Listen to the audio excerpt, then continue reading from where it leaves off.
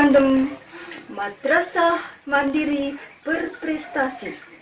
Assalamualaikum warahmatullahi wabarakatuh. Bagaimana kabar anak-anakku semuanya? Semoga kalian dalam keadaan sehat dan tetap semangat. Anak-anakku semuanya, pada pekan-pekan yang lalu kita sudah mempelajari mengenai materi Pancasila, di mana Pancasila itu kita laksanakan dalam kehidupan nyata sehari-hari, baik itu dalam lingkungan keluarga, dalam lingkungan sekolah, maupun dalam lingkungan bermasyarakat. Terkait dengan pelaksanaan Pancasila dalam kehidupan sehari-hari, kita juga tidak terlepas dari apa yang disebut dengan norma. Baiklah anak-anakku semuanya, pada video ini kita akan mempelajari materi mengenai hakikat norma yang berlaku dalam masyarakat. Dalam bermasyarakat, manusia membutuhkan orang lain.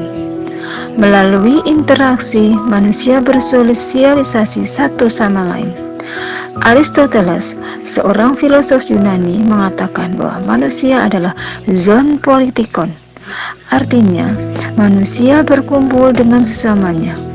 Oleh karena keinginan manusia untuk bergaul antara satu dengan lainnya, manusia disebut sebagai makhluk sosial. Masing-masing orang punya kepentingan yang berbeda-beda. Bagaimana dengan kepentingan yang berbeda-beda tersebut tetap tercipta sebuah keharmonisan? Maka perlu adanya aturan yang mengatur kehidupan mereka. Aturan itu yang disebut dengan norma. Untuk itu, di awal pembelajaran kita, maka kita akan mempelajari pengertian dari norma. Norma dibuat berdasarkan nilai-nilai yang dijunjung oleh kelompok masyarakat. Contohnya adalah ketika suatu kelompok masyarakat melarang seseorang membuang sampah sembarangan. Dalam contoh tersebut, masyarakat sangat menjunjung tinggi kebersihan dan keindahan lingkungan. Untuk selanjutnya, setelah kita mempelajari pengertian apa itu norma, selanjutnya kita akan mempelajari macam-macam norma.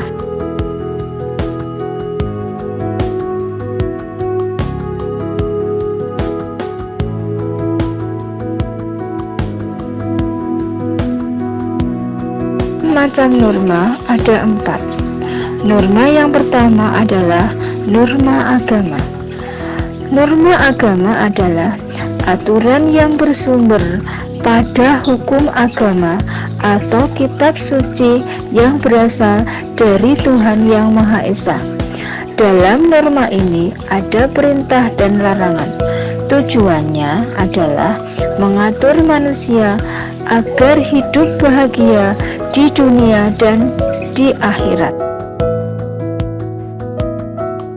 Contoh dari pelaksanaan norma agama dalam kehidupan kita diantaranya adalah menjalankan ibadah sesuai ajaran agamanya, menghormati dan patuh terhadap orang tua, tidak melakukan hal yang tercela. Di mana pelaksanaan dari norma agama sebagai landasan hukumnya adalah dalam pasal 29 ayat 1 Undang-Undang Dasar 1945 yang berbunyi, negara berdasar atas ketuhanan yang Maha Esa. Macam norma yang kedua adalah norma kesusilaan. Norma kesusilaan adalah aturan-aturan hidup yang berkaitan dengan bisikan kalbu dan suara hati nurani. Hati nurani manusia menuntut manusia agar memilih hal yang baik. Sanksi dari pelanggaran norma kesusilaan adalah perasaan cemas, menyesal, dan bersalah. Kemudian, untuk contoh dari pelaksanaan norma kesusilaan dalam kehidupan kita, diantaranya adalah tidak menyombongkan diri kepada orang lain, berbuat baik terhadap sesama manusia, menghindari sifat malas, kasar, dan pendendam, berlaku jujur. Dua macam norma sudah kita pelajari, yaitu norma agama dan norma kesusilaan. Selanjutnya, macam norma yang ketiga adalah norma kesopanan. Norma kesopanan adalah aturan atau kaidah yang mengatur tingkah laku manusia yang bersumber dari tata kelakuan atau tata krama kebiasaan dalam masyarakat. Norma kesopanan bersifat kedaerahan atau lokal, karena kebiasaan masyarakat tertentu bisa berbeda dengan kebiasaan masyarakat lain. Contoh pelaksanaan norma kesopanan dalam kehidupan kita adalah mengucapkan permisi ketika memasuki rumah, tidak makan sambil berbicara, tidak meludah di sembarang tempat. Kemudian, bagaimana bagi masyarakat yang melanggar dari norma agama? Ada sanksi yang mereka terima. Sanksi bagi pelanggar norma kesopanan antara lain cemoohan, celaan, dikucilkan, dan diasingkan. Dari pelaksanaan norma-norma dalam kehidupan masyarakat, baik itu norma agama, norma kesusilaan, dan norma kesopanan, bagi mereka yang melanggar ketiga norma tersebut belum adanya sanksi yang tegas. Untuk itu, materi selanjutnya, macam norma yang keempat adalah norma hukum, di mana norma hukum nantinya ketika orang melanggar norma hukum ada sanksi yang tegas bagi mereka yang melanggarnya. Norma hukum adalah kaidah atau aturan yang mengatur tingkah laku manusia yang bersumber dari pengaturan yang dibuat oleh pemerintah atau penguasa negara. Tujuan dibuatnya norma hukum adalah untuk mempertegas dan memberikan perlindungan terhadap kepentingan yang dilindungi norma lainnya. Norma hukum bersifat memaksa, artinya norma hukum dibuat bukan dari diri manusia itu sendiri, melainkan dari masyarakat atau negara yang memberikan kekuasaan tegas bagi warga negaranya. Sanksi terhadap pelanggaran norma hukum bersifat tegas, nyata, dan memaksa. Sanksi tersebut bisa hukuman penjara, hukuman mati, atau